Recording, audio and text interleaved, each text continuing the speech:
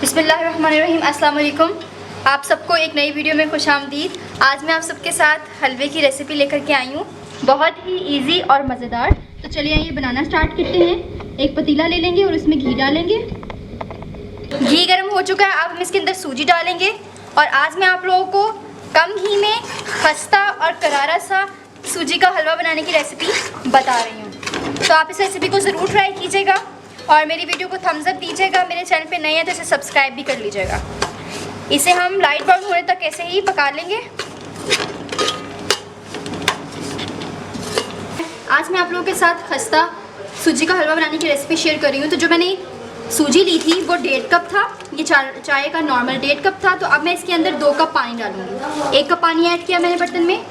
हम लोग पहले चाश बनाएंगे और इसी तरह से मैंने दूसरा कप भी पानी ऐड किया इसमें। तो बस हम अब ज़्यादा से ज़्यादा 2.5 कप, इससे ज़्यादा पानी नहीं डालना। तो मैं यहाँ पे 2 कप ले रही हूँ और अब हम इसकी चाश बनाएंगे। अब हम इसमें चीनी डाल देंगे और मीडियम फ्लेम पे चाश तैयार करेंगे। एक तरफ हम चूल्हे पे जो है सूजी को ब्राउन करेंगे और एक तरफ हम चाश रखेंगे। चम्मच से आपने मतवातर हिलाना है ताकि सूजी जो है वो इवनली टोन हो जाए और जले भी ना। चीनी की चाश तैयार हो चुकी है और आप देख सकते हैं सूजी का कलर कितना अच्छा है। अब हम इसमें चाश डाल देंगे।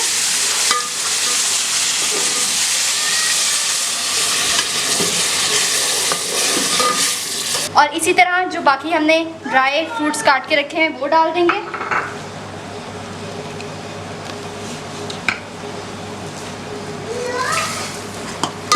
और अब हम इसे चम्मच हिलाते रहेंगे जब तक पानी जो है ड्राई ना हो जाए।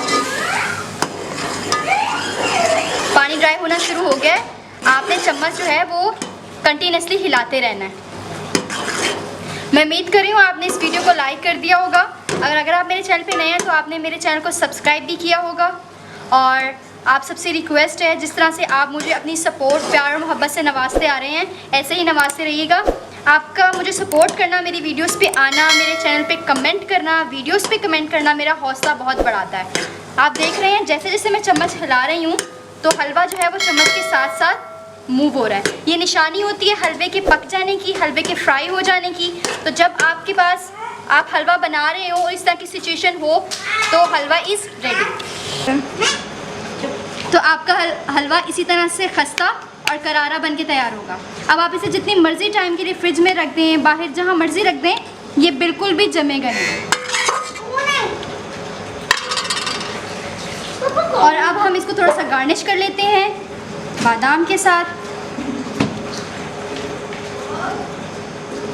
अल्हम्दुलिल्लाह सुम्मा अल्हम्दुलिल्लाह, हमारा खस्ता करारा हलवा बनके बिल्कुल तैयार है।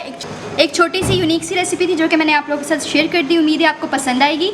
मुझे दें, सादिया को दें इजाज़त। अपना ख्याल रखिएगा। अल्लाह हाफ़िज़।